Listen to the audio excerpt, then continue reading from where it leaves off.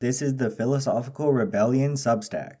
Today I'm going to talk about Martin Luther King Jr. and his political philosophy because he is one of the most important moral and political thought leaders in the progressive movement in American history. But his legacy has been distorted and sanitized so that he can be a widely celebrated figure in American society, even as much of America continues to fight against the very things that Martin Luther King Jr. was fighting for. So many people already know about Martin Luther King Jr.'s advocacy in the civil rights movement and how he supported an end to race-based discrimination and segregation, and how he led the Million Man March, as well as marches in places like Selma, Alabama, against racial segregation. And one of the great realizations that he had was that the protests were only a means to help shift public perception. So he advocated for non-violent protest, in which the protesters, no matter how violently they would be beaten, would maintain their moral superiority through not fighting back. And all of the horrific violence that those protesters endured actually worked to shock the soul of the nation and truly expose the evil brutality that the African American community was up against in southern states like Alabama, with horrible people in charge like Bull Connor.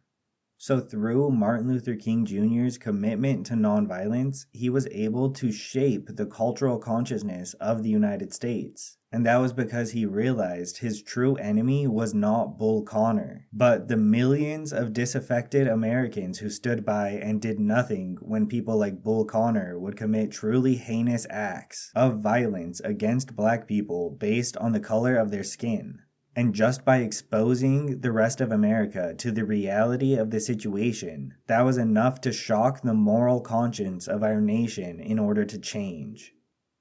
So not only was Martin Luther King Jr. a powerful moral leader in the United States, he was also a very gifted political organizer who understood how to use his moral and political leadership skills in order to effectively create the change that he wanted to see in society. And after the Civil Rights Act of 1964, Martin Luther King Jr. expanded his focus to not just take on racial injustice, but include military injustice and economic injustice as well.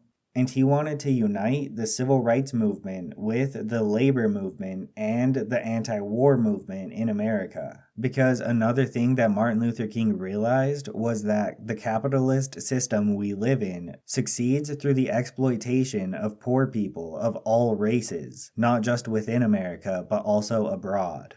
So Martin Luther King advocated for an end to race-based discrimination. Then he advocated for creating an inclusive and fair economic system which guaranteed economic justice for all, with broad-based social welfare programs to target people in poverty regardless of their race.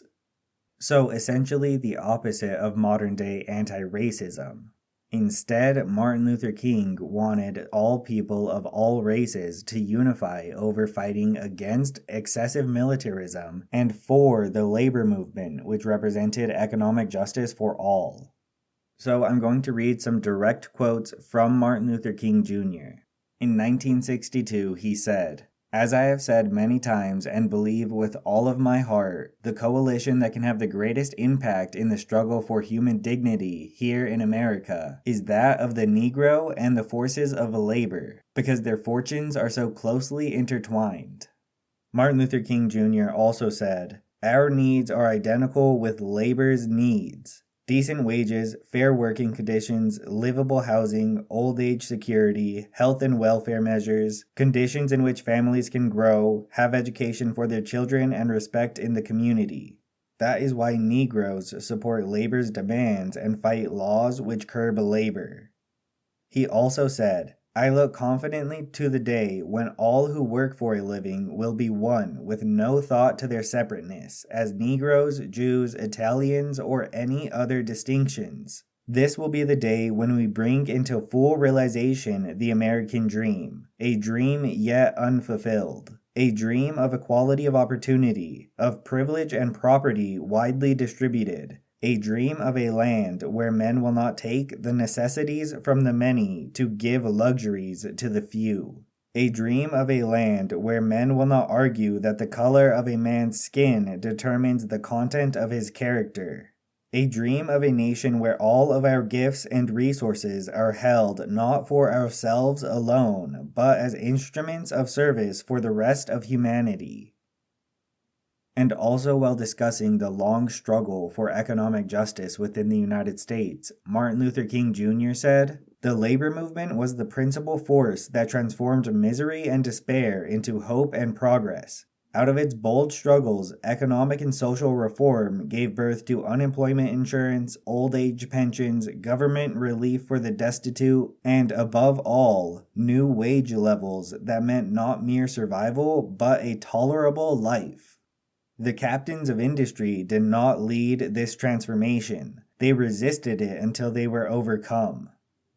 So when Martin Luther King was assassinated, he was taking on three main evils in American society. And those evils were economic injustice, racial injustice, and the military-industrial complex, which represented endless war and imperialism. And in the struggle against those evils, Martin Luther King Jr. said that non-cooperation with evil is as much a moral obligation as is cooperation with good. So today, Martin Luther King Jr. is celebrated as a civil rights movement activist, but he was also fiercely anti-war, and he was a self-avowed socialist who was assassinated while championing the labor movement in the United States. I think that not only should America return to the colorblind ideology of the civil rights movement, but I also think that we need to have the holistic revolution of values that Martin Luther King Jr. was talking about, in which we question how just our military intervention all around the world actually is, and where we question how just our own economic system here at home truly is. And I think Martin Luther King Jr.'s legacy has been distorted and sanitized in order to prevent people from talking about the revolution of values he represented.